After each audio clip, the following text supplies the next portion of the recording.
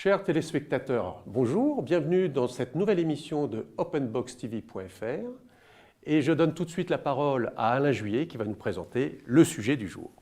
Oui, le sujet du jour, c'est un sujet majeur, en tout cas pour les pays concernés.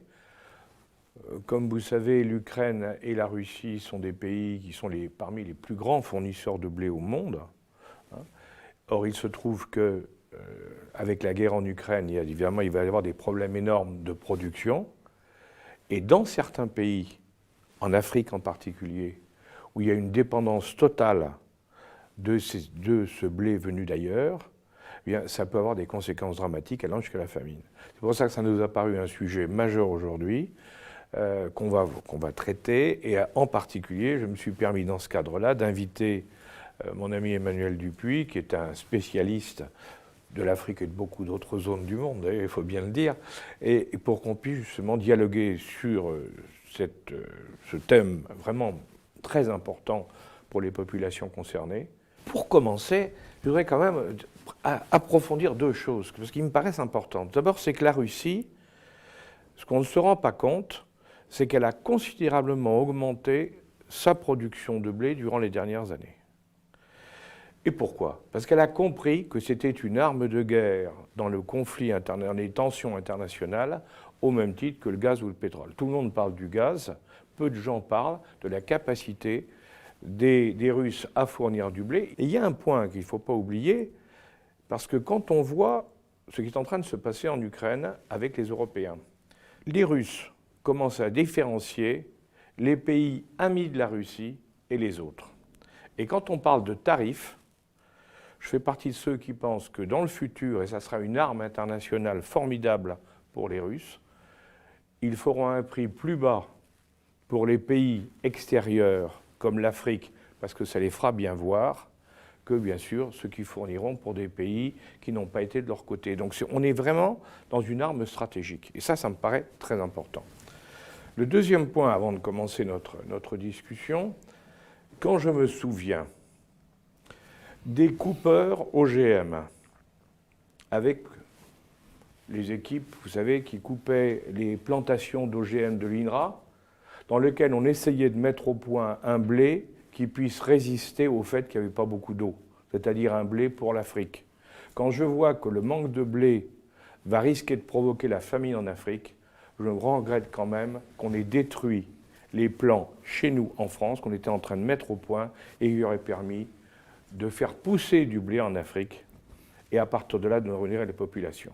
Donc souvent des mesures qui paraissent bien sur le plan de la défense de certaines visions, d'une certaine idéologie, elles peuvent avoir des conséquences dramatiques pour les populations concernées quand on n'y pense pas. Ceci étant, on est maintenant sur le problème de la famine, le risque de famine en Afrique. Et je voulais un peu avoir une première réaction d'Emmanuel par rapport à ce qu'on a entendu là sur un peu l'évolution, parce qu'on voit on voit la Madagascar, on voit l'Éthiopie, le Soudan, le Bénin, l'Algérie, enfin partout, le Nigeria, le Rwanda, tout est concerné. Donc, il faut surtout avoir à l'esprit que c'est évidemment le continent africain qui, une fois de plus, va payer le plus lourd tribut, pour plusieurs raisons. Premièrement, parce que les crises alimentaires ont précédé la crise en Ukraine. Exactement. Il y avait une famine en Éthiopie, il y a une famine dans le sud de Madagascar, où 1 million de Malgaches sont déjà en situation de stress alimentaire très aigu, déjà depuis une année. Et il faut dire que la communauté internationale ne s'est pas beaucoup bougée pour le signaler. Deuxièmement, vous l'avez rappelé Alain, l'alimentation dont dépend le continent africain dépend aussi de l'évolution d'une certaine forme de mondialisation qui a imposé le blé comme l'aliment de base. Et pourtant, la résilience africaine, avec la farine de manioc, la farine de patates douces, est une alternative locale qui peut-être sera une réponse à cette crise venue du Nord. Si on associe le premier producteur mondial de blé, qui est la Russie, et le 5e producteur mondial de blé, qui est l'Ukraine, on est pratiquement 94 millions de tonnes de céréales, donc du coup, qui sont indispensables pour l'Afrique. Un chiffre qui nous vient de la FAO, il y a eu une réunion il y a quelques semaines en pleine crise, en pleine guerre ukrainienne. 36 des 55 pays qui sont qualifiés appartenant donc à cette zone rouge de stress stress alimentaire, achètent du blé ukrainien et du blé russe. Donc 36 des pays ont un impact direct. On pourrait même prolonger et préciser la chose. 500 millions d'Africains vivent dans des pays dont la dépendance est supérieure à 50% du blé provenant de la Russie, 20%, et du blé provenant de l'Ukraine, à peu près 10%. Donc, l'association des deux, évidemment, aura un impact sur ces pays. 100% de dépendance pour le Bénin, 75% pour le Soudan, 81% pour l'Égypte, et on pourrait comme ça continuer. Le cas de l'Égypte est assez singulier. Il y a 100 millions d'Égyptiens, 90 millions d'Égyptiens vivent le long du Nil, dépendent évidemment de la capacité d'exportation, qui est là aussi une sorte de conséquence néfaste de la mondialisation. L'Égypte exporte puis rachète les produits transformés qu'elle ne veut ou qu'elle ne peut pas transformer sur son propre territoire, avec là aussi une conséquence peut-être beaucoup plus prospective, où le continent africain se rend compte aussi de la capacité, ou plutôt de la nécessité, à mieux collaborer entre eux. Un peu comme nous, pays européens qui sommes unis, en tout cas au niveau diplomatique et peut-être au niveau militaire, pour apporter une réponse concertée face à la Russie, les Africains se rendent compte qu'il est peut-être temps qu'ils aient aussi cette diplomatie alimentaire sur le continent africain. Les Africains pourraient, et j'espère qu'ils le feront, penser qu'il faut mutualiser leur achat en termes de céréales. Tout à fait. Mais derrière ça, le deuxième volet, c'est effectivement les conséquences de la famine. Parce que on va avoir une déstabilisation effectivement politique d'une partie des pays africains, parce que les gens, quand ils ont faim, ils sont prêts à tout, et ça se comprend. Donc là, il y a donc ça pose un deuxième problème. Et le troisième, pour aller toujours dans le même sens, d'ailleurs, je crois qu'on est bien d'accord sur le fond, le troisième problème, c'est effectivement le fait qu'il faut trouver des solutions. Alors, autant la Russie, elle, on l'a vu, elle a développé, je le disais tout à l'heure, elle a développé la production du blé parce qu'elle a compris que c'était intéressant.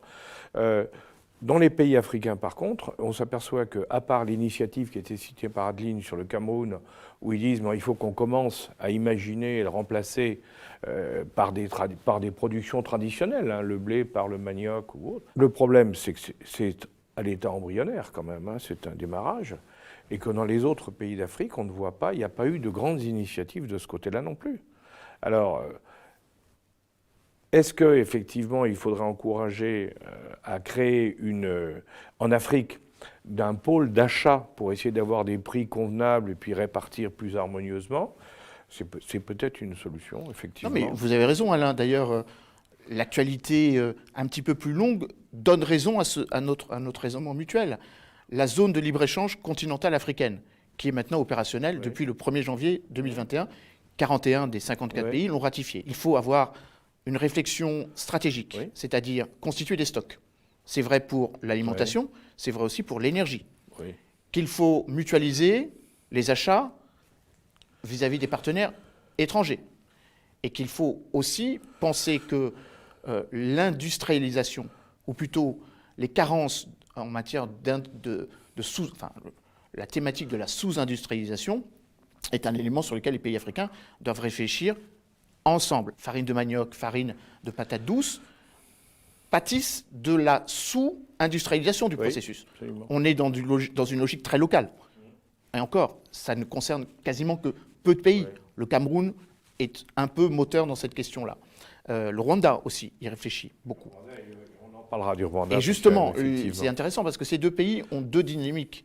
Enfin, ces pays, d'une certaine façon, sont un petit peu en avance sur leurs partenaires.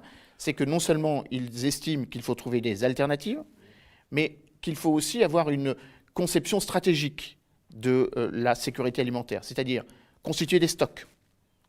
Les pays africains ne le faisaient pas, puisqu'ils partaient du principe qu'il y avait, de manière logique, une continuation dans la capacité d'importation des produits céréaliers, maïs, orge et blé, venant des pays qui, de toute façon, ne vont pas disparaître du continent africain, la Russie ou l'Afrique. Encore une fois, les deux, c'est quand même près de 100 millions de tonnes de céréales.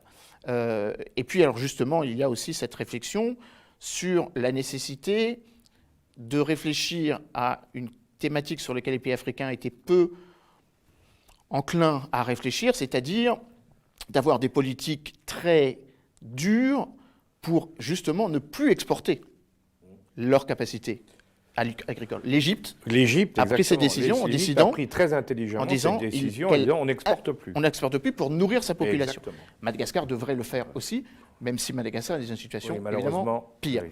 Après, moi, je vois un autre élément à cela, c'est que les pays africains se rendent compte aussi qu'ils ont entre les mains l'avenir alimentaire de la planète. 60% des terres arables se situent sur le continent africain. Donc il reste encore une capacité de production agricole, et c'est peut-être là que le Fonds monétaire international devrait appuyer leur aide au continent africain. Le FMI rappelle souvent que le continent africain pâtit d'un sous-investissement en termes d'infrastructures, mais c'est justement dans l'agriculture qu'il faut investir. 80% de l'emploi en Afrique vient de l'agriculture. Exactement. Moi, je pense que ça peut avoir une conséquence formidable sur le plan de l'Afrique. C'est que si, dans ce cas de cette prise de conscience, qu'ils ont des capacités, qu'il faut qu'ils sachent les exploiter et qu'il faut qu'ils sachent gérer, y compris les pénuries, ça peut transformer l'Afrique. À un moment, elle en a vraiment besoin, puisque l'Afrique est devenue la zone du monde qui se développe le plus vite, où il y a le plus gros développement de population. Ça peut être une opportunité pour à la fois gérer leur population et la faire vivre, mais aussi changer de méthode par rapport à tout ce qui était fait avant. Je voudrais revenir sur une chose aussi, c'est parce que quand on regarde le Rwanda, ou l'Algérie d'ailleurs, c'est pareil, première réaction qu'ils ont eue, ça a été de dire « Ouh là là, on va manquer de blé à cause du problème de l'Ukraine, donc on va voir les Français qui sont, ne l'oublions pas, un très gros producteur de blé. » On a vu des ministres rwandais venir et signer un accord en France, les Algériens aussi. La question, c'est, au point de vue politique pour les Français, politique internationale bien entendu, hein, la question qui va se poser, c'est si on favorise 2 ou 3 pays comme l'Algérie ou le Rwanda et que tous les autres subissent une famine parce qu'on n'est pas capable de les aider, de contribuer, je dirais, en les approvisionnant, est-ce que ça aussi, ça ne risque pas encore d'accroître les tensions sur nos alliances internationales sur l'Afrique ? Parce que les Africains, devant la famine, ils vont regarder qui peut leur fournir. Hein. Alors il y a, par rapport à ce que vous dites, une question sous-jacente. C'est que sur cette question de la sécurité alimentaire du continent africain, ce sont ceux qui ont les moyens d'acheter à l'étranger qui sont favorisés. On l'a mentionné, le Rwanda, dont le taux de croissance avoisine les 8 à 9%, c'est-à-dire ceux des critères pour les objectifs du millénaire. Qu'en est-il des pays qui, eux, souffrent et qui n'ont pas cette capacité d'attractivité vis-à-vis des entreprises européennes ou du marché, et notamment de la France. Et ça, c'est un vrai problème. Le Mali, la Guinée, le Burkina, des pays Niger, qui ont... tous ces pays, ou le Niger, ou le Tchad, des pays le Tchad, tous ces pays-là, la zone sahélienne en définitive, et notamment parce qu'ils sont enclavés. Oui. C'est-à-dire qu'ils sont sous sanction, ils ont des difficultés à importer, ou ils auront encore plus de difficultés à importer des produits alimentaires, céréaliers, à cause de ces sanctions. Et donc je ne vois pas la France aider par exemple le Mali, puisqu'on est dans une logique de rupture diplomatique. Donc il risque d'y avoir des conséquences, à mon avis, très conséquentes, si vous m'autorisez ce truisme d'une certaine façon, sur ces pays où la situation va encore plus s'aggraver. Et je pense qu'effectivement, on va avoir une tension qui va exacerber les réactions de ces pays-là contre les pays comme les nôtres, c'est certain, on y va. Je note d'ailleurs aussi que certains pays, le Maroc par exemple, qui est aussi très dépendant du blé extérieur, lui par contre, compte tenu des accords d'Abraham qui ont été signés avec les pays du Moyen-Orient et les Américains, eh bien, eux, les Marocains, carrément, ils ont fait le choix du blé américain. Donc là, on voit bien que les Américains vont fournir du blé, mais en priorité aux pays qui sont de leur côté. La visite de Anthony Blinken, le secrétaire d'État américain, il y a quelques semaines au Sénégal, témoigne de cela. Les Américains ont un outil absolument déterminant par rapport à cette question, ça s'appelle l'AGOA, l'African Growth Initiative. Opportunity Initiative for Africa. Et donc justement, un des thèmes, un des chapitres précise que les Américains sont prêts à fournir ce que les Africains leur demanderont au prix américain. Donc d'une certaine façon, nous sommes dépendants vis-à-vis des États-Unis désormais sur le gaz et le Ouais. pétrole, mais les pays africains risquent de rentrer dans cette dépendance vis-à-vis Exactement. de l'Atlantique. Il y a une autre dépendance qui malheureusement contraint la stabilité prosaïque des populations africaines, c'est les carences en termes d'engrais. Ne jamais oublier que l'Ukraine et la Russie sont les premiers producteurs d'engrais, et comme 70% de la production d'engrais va être diminuée cette année, la productivité agricole en Afrique va aussi en pâtir. Je crois qu'il y a une question aussi sur laquelle on peut quand même se poser des questions. Parce que quand on voit la politique, d'abord, comme vous l'avez rappelé, bon, il y a des pays d'Afrique qui ont un vrai potentiel de production si on s'y met sérieusement et qu'on les aide pour produire, pas seulement du blé, mais toutes les céréales en général, hein, et adapter à leur pays. Donc là, on peut se demander si effectivement on ne devrait pas lancer au niveau international une vraie politique, alors là, d'aide aux pays africains pour développer, comme on l'a dit, une vraie politique agricole, d'abord pour les nourrir, mais qui ensuite pourra aussi servir à nourrir d'autres populations. Avec une difficulté supplémentaire qui est liée au COP. Hein, Oui. La COP 27 va se dérouler cette année à Sharm el-Sheikh, Oui. en Égypte. Il sera question de cette problématique. Bien sûr, le développement agricole en Afrique est pour l'instant sous-développé ou en nécessité donc de développement supplémentaire, avec des moyens venant donc des bailleurs de fonds internationaux, avec une difficulté, c'est que les objectifs de décarbonisation de notre économie dépendent aussi du maintien de la forêt primaire africaine. Oui. Et donc si nous détruisons une partie de Oui. cette forêt primaire pour fournir les capacités agricoles que les pays africains jusqu'à présent achetaient à l'extérieur, ça va aussi un petit peu impacter sur nos propres engagements. Mais d'une certaine façon, l'Afrique est de nouveau prise au piège, puisqu'elle ne contribue seulement qu'à 4% Oui. des gaz à effet de serre, alors qu'on lui demande un investissement aussi important que des pays qui produisent 20-30 fois plus de gaz à effet de serre. Il y a un déséquilibre, mais du moins, ça c'est nous qui l'avons imposé aux pays africains. On leur impose un déséquilibre total, ils n'ont pas nos moyens et on leur impose des règles qui sont les nôtres. Donc surtout, Le on pays. leur dit qu'ils ne peuvent pas faire ce que nous avons fait pendant 2 siècles. Exactement. On leur interdit de faire aujourd'hui ce que nous avons fait pendant 100 ans. Je reviens à ce que je disais au début, parce que les pays qui, sur le plan du territoire, ont la plus de facilité pour produire des céréales, sont en particulier les pays de la zone sahélienne, non pas bien sûr dans le désert, mais celle du sud du désert où il y a de grands espaces sur lesquels on pourrait l'imaginer. Ce qui impliquerait effectivement qu'on développe des semences qui soient capables de produire des céréales dans ces zones-là. Et là aussi, on peut se demander s'il ne faut pas une prise de conscience internationale que, en empêchant tout ce qui n'est pas le système, je dirais, occidental, européen au niveau des semences, en ne voulant pas aller plus loin pour imaginer d'autres solutions qui permettent dans ces pays de produire, eh bien, on n'est pas en train de les condamner à la famine. C'est un vrai problème. Enfin, Oui, pour moi, c'est un problème. Non, mais c'est un problème très important. Pour l'instant, on n'a pas de réponse. En Oui. tout cas, la réponse n'est pas la plus adaptée. Moi, je vois un autre élément de réflexion par rapport à cela, c'est que les pays africains ont pris conscience avec la crise en Ukraine que leur voix compte. Oui. Il y a eu 2 résolutions onusiennes. Oui. Le nombre de Oui. pays sont à peu près les mêmes. Certains ont refusé de participer au vote, d'autres se sont abstenus. Ça veut dire qu'il y a une conscience diplomatique, une forme de non-alignement africain qui s'exprime. Et cette notion du non-alignement au niveau diplomatique peut aussi créer des cohésions Oui. entre continents. Oui. Et donc c'est peut-être là où cette crise, on l'a dit au début, va lourdement impacter négativement le continent africain. Mais si les responsables politiques africains se mettent d'accord avec cette cohésion désormais possible au niveau économique, la zone de libre-échange continentale. Au niveau politique, depuis le retour du Maroc en janvier 2017, il y a une cohésion politique. Absolument. Et je crois que c'est très important que cette conscience diplomatique aille de pair avec une logique d'une politique africaine, politique agricole africaine, ou une politique africaine commune. Une politique agricole commune comme nous en avons au niveau européen. Je crois que le continent africain est allé beaucoup plus rapidement finalement dans l'unité politique. Oui. Et est en train de découvrir la nécessité de créer un marché de libre-échange.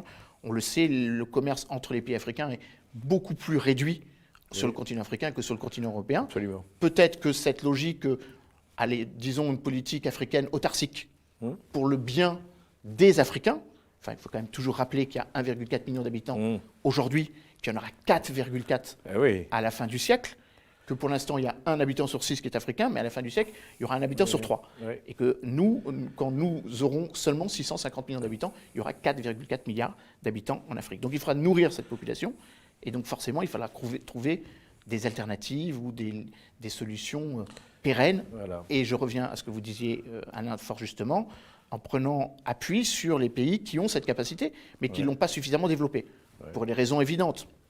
On peut difficilement consacrer autant d'argent qu'on le souhaiterait pour l'agriculture au Sahel, quand on sait que 20% des PIB sont obérés par la nécessité d'acheter des armes pour faire face aux menaces sécuritaires auxquelles tous ces pays font face.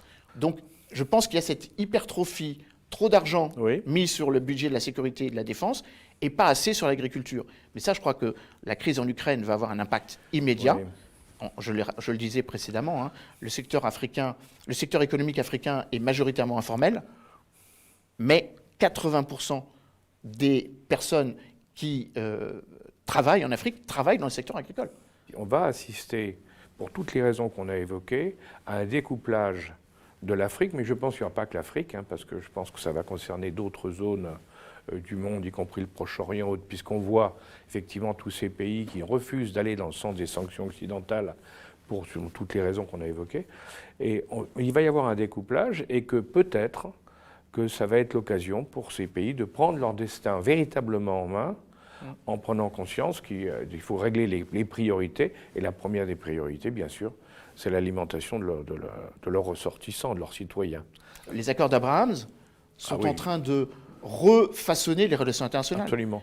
En gros, les pays africains, alors que nous disons que nous devons nous inscrire dans une logique euro-africaine, Europe, Afrique, Méditerranée, comme dirait notre collègue Jean-Louis Guigou, qui aime bien utiliser cette belle image de la diagonale, c'est vrai. Enfin, les pays africains, maintenant, ils ont le choix. Ils regardent vers le nord, et puis ils regardent à gauche et à droite. Exactement. Ils regardent vers les États-Unis, et ils regardent aussi vers les pays avec lesquels, jusqu'à présent, il n'y avait pas de relations diplomatiques. Exactement. Les pays du Golfe, avec l'accord Abraham, plus Israël. Israël est important. Parce qu'Israël Israël se déploie en Afrique. Va développer et va industrialiser ce que les pays africains, jusqu'à présent, ne faisaient pas de manière aussi structurante. Et puis, il y a effectivement d'autres configurations avec ce qu'on appelle la coopération sud-sud, entre des pays qui ont à peu près les mêmes problématiques. L'alimentation aussi en Amérique latine est un problème. Et donc, il va y avoir une sorte de cohésion. Et moi, c'est ce que j'appelle une sorte de nouvel non-alignement qui ne se focalise pas plutôt en direction de Moscou, parce qu'on ne veut pas regarder que en direction de Washington, où la configuration est un nouvel alignement où l'on met de côté les pays du Nord, mais que ce soit les États-Unis, la Russie, et on se crée une cohésion entre pays du Sud émergents. Exactement. C'est les BRICS, c'est le G20, c'est le Brésil, c'est l'Indonésie, c'est l'Afrique du Sud. Les cartes. C'est l'Inde et c'est la Chine. Et de notre point de vue, ça peut donner l'impression que là où certains pays sont en concurrence, l'Inde et la Chine, ils ont tout à fait intérêt. Ils ont des intérêts communs, c'est ça qu'on ne veut pas voir. Et sur le continent africain notamment. Bien entendu. Monsieur Dupuy, merci. Merci à vous. Merci. Eh bien, encore un sujet passionnant, animé par Alain Juillet, bien évidemment, avec ses invités. Et je vous donne rendez-vous pour visionner toute cette émission sur openboxtv.fr. Merci et à très bientôt. Vous êtes étudiant, enseignant, chercheur, expert dans nos domaines de prédilection. Vous souhaitez participer à notre prochaine émission sur openboxtv.fr. Vous pouvez vous inscrire ici et vous viendrez présenter le sujet qui vous tient à cœur et ensuite vous débattrez avec Alain Juillet et son invité. Nous vous attendons avec grand plaisir dans notre prochaine émission. Merci.